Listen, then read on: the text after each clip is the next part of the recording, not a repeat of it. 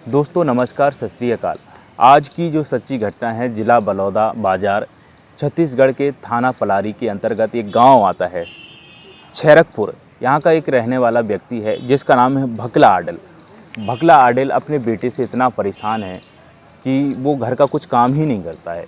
दारू पीता है, शराब पीता है, आवारा दिन भर घूमता है दोस्तों के साथ, घर पे आता ही नहीं है। जिसका नाम है सुमेर, इसके बेटे का नाम सुमेर है। अब बेटे से परेशान होकर के सोचता है क्यों ना इसकी शादी कर दी जाए जिससे वो सुधर सकता है। अब इसकी शादी हो जाती है तोपबाई से, जिसका नाम है, लड़की का नाम तोपबाई। तोपबाई इतनी खूबसूरत है कि ये लड़का उसका अब घर से बाहर ही नहीं जाता है। उसकी खूबसूरती में इतना लीन हो गया है कि घर से अब बाहर नहीं जाता है, लेकिन पीना नहीं छोड़ा है। भकला आडल यानी सुमेर के घर के पास ही एक व्यक्ति का घर है जिसका नाम है संतरू यादव। संतरू यादव का कारोबार है दूध का कारोबार है। इसका एक बेटा कंपनी में जॉब करता है, रायपुर में रहता है। एक बेटा इसका हाथ बटाता है, साथ में रहता है, जिसका नाम है सीरा यादव। सीरा यादव की आदतें और सुमेर की आदतें बराबर थीं, एक जैसी थीं। पीते थे, एक दूसरे से इतनी घनिष्ठ दोस्ती थी कि 24 घंटे में से सीरा यादव सुमेर के घर पर 7-8 घंटे बिताता था। अब सुमेर की बीवी, जिसका नाम था तोपबाई, उसको ये भाभी बोलता था रिश्ते में। भले ही 5-6 साल छोटा था सुमेर से, लेकिन आदतें एक जैसी होने के कारण इनकी बहुत अच्छे से बनती थी, घनिष्ठता थी। और इनकी इतनी हद तक मजाक बाहर निकल जाती थी भाभी इसकी जो तोपबाई से, और सीरा की जो मजाक करने की बातें थीं कि जिसकी आप कल्पना नहीं कर सकते हैं, सोच नहीं सकते हैं। तोपबाई जिसका नाम है और सीरा जिसका नाम है, देवर रिश्ते में लग रहा है। संतरू का बेटा है सीरा। धीरे धीरे करके सुमेर की शादी को 1.5 साल हो जाता है। 1.5 साल में एक बेटी की, पुत्री की इसको प्राप्ति होती है, बेटी हो जाती है। इसके बाद धीरे धीरे करके 4 बच्चों का बाप बन जाता है और तोपबाई 4 बच्चों की माँ बन जाती है।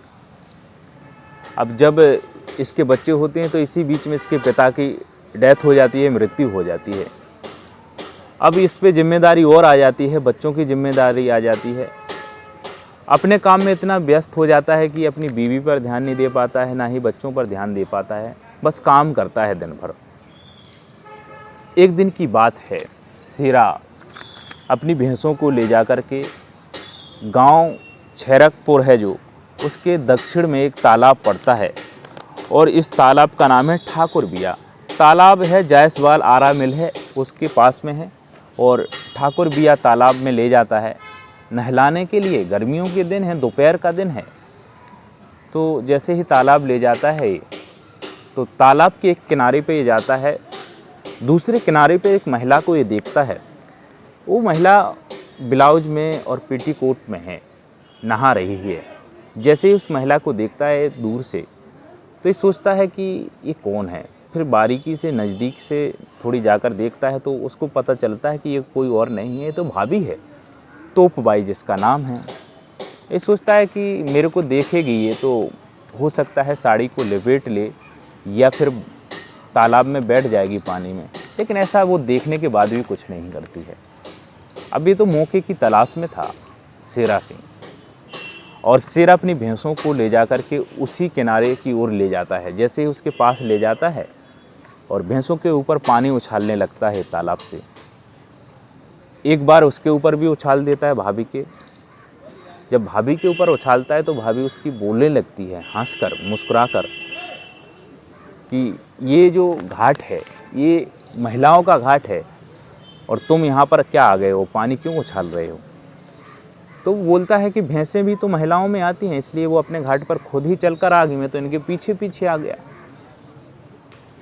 तो ये फिर से पानी उछालने लगता है। अब इतने में तमतमा जाती है भाभी, बिल्ली की तरह निगाहें डालने लगती है चूहे के ऊपर, जैसे बिल्ली डालती है वैसी उसकी आंखें निगाहें सीरा की ओर देखती हैं और तमतमा कर बोलती, चलो तुम अपनी भैंसों की गर्मी बुझा लो, मैं तो जा रही हूँ।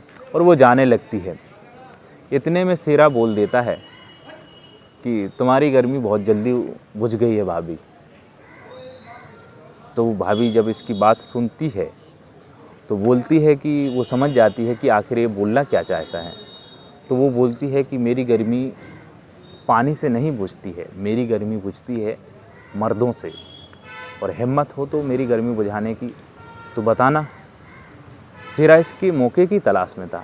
शेरा बोलने लगता है, भाभी मौका तो दीजिए और फिर देखना तुम्हारी गर्मी बुझती है या नहीं बुझती है। इस प्रकार की बातें हो रही हैं और वो चली जाती वहाँ से।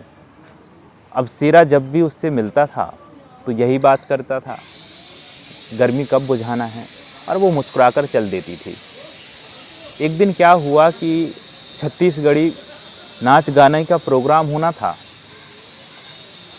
तो ये दोपहर में जा रहा था उसी रास्ते से, भाभी के घर के रास्ते से। तो तोपबाई बैठी हुई थी रास्ते में घर पे। तो तोपबाई को देखकर बोलता है, और भाभी क्या हाल है, क्या कर रही हो। तो ये बोलने लगती है, बड़े अजीब आदमी हो, देख भी लिया है कि बैठी हूँ, फिर भी पूछ रहे हो क्या कर रहे हो। तो इतने में ये बोलने लगता है जैसे ही गर्मी, तो वो समझ जाती है कि, और बोलने लगती है, ठीक है आज रात में 10 बजे प्रोग्राम है, छत्तीसगढ़ी अपना नाच गाने का प्रोग्राम है, वहाँ मिलते हैं। बस जैसे ही उसकी भाभी ने उसको बोला, तोपबाई ने, ये तो इंतज़ार कर रहा था, दिन इसको बड़ी मुश्किल में निकला, इसका दोपहर बड़ी मुश्किल में निकली। रात में जैसे ही इंतज़ार कर रहा था, तोपबाई जैसे ही 10 बजता है और अपने पति से बोलती है, सुमेर से, चलो अपन चलते हैं प्रोग्राम को देखने के लिए।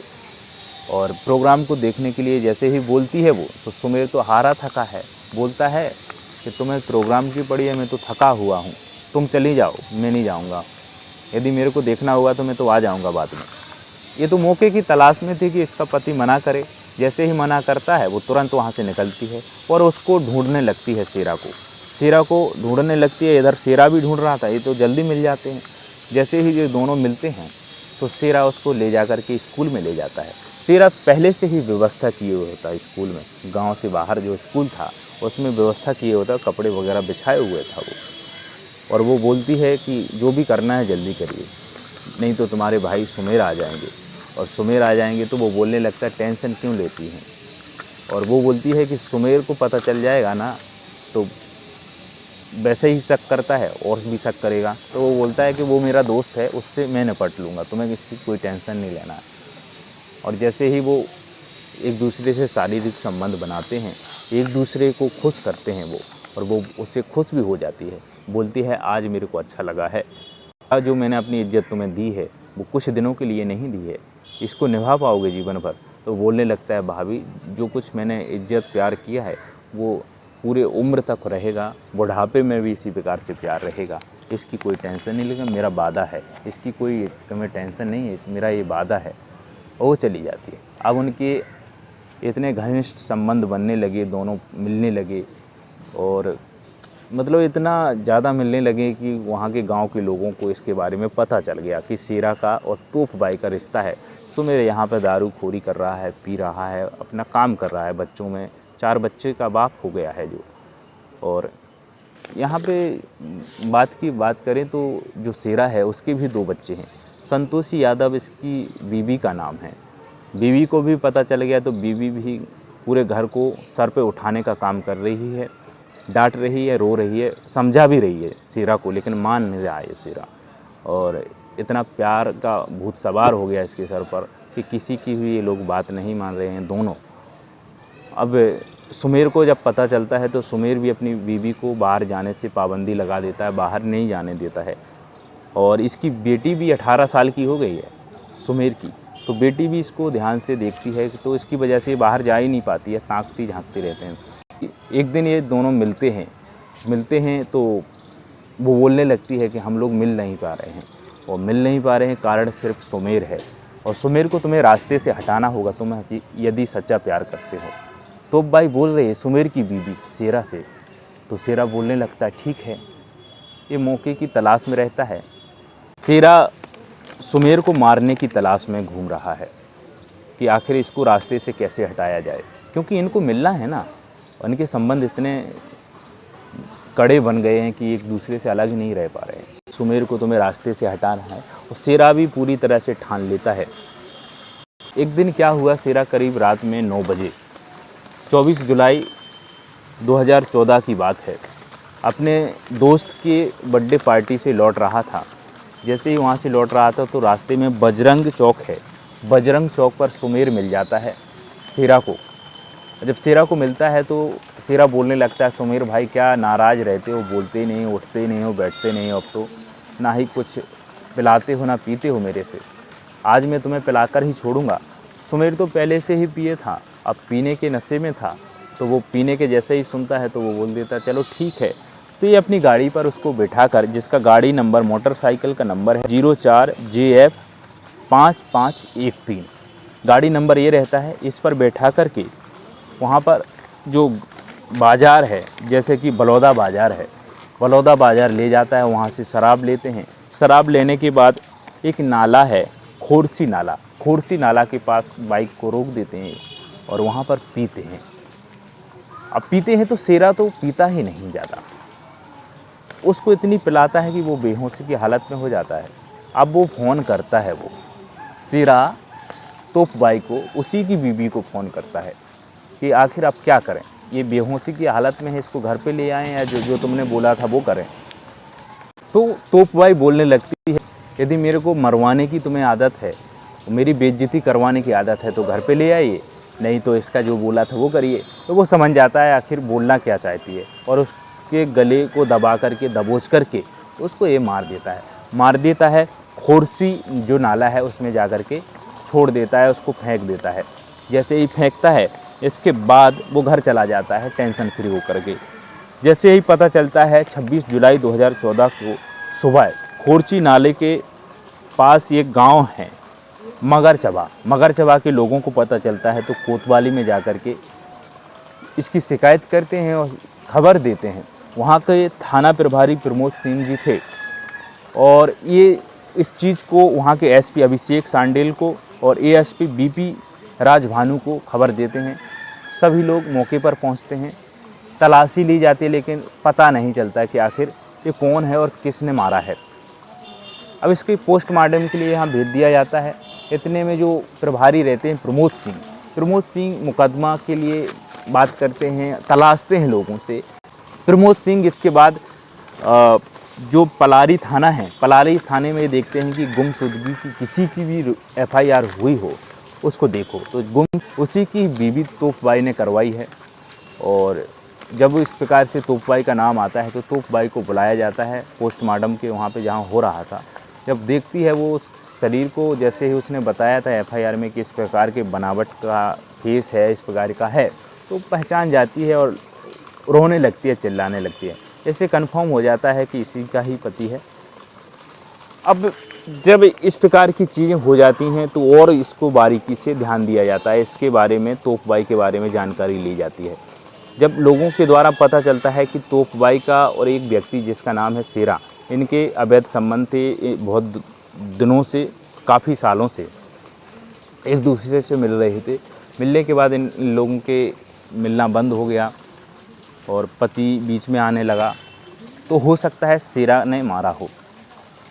जब शेरा को भी लाया गया, उसकी बीवी को भी लाया गया, सुमेर की जो डेथ हो चुकी है जिसकी, सख्ती से इनसे पूछताछ की गई। इसके बाद शेरा ने खुद कबूल कर लिया कि तोपबाई ने, इसकी पत्नी ने खुद मेरे से बोला था कि हम दोनों का यदि प्यार है तो इसको बीच से हटाना होगा, तो मैंने मारा है इसके कहने पर। अंततः क्या हुआ दोस्तों कि जो क्राइम है तो क्राइम होता है।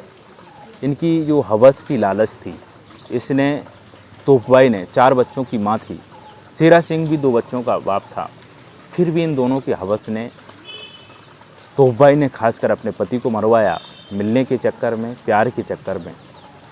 और शेरा भी इसके प्यार में फंस गया, जाल में फंस गया, अपनी बीवी को छोड़ कर के, संतोषी बाई को। और जब फंस गया तो अंत इसी का यही हुआ कि तोपबाई को रायपुर जेल भेज दिया और छत्तीसगढ़ के जिला बलौदा जेल में इसको भेज दिया शेरा सिंह को।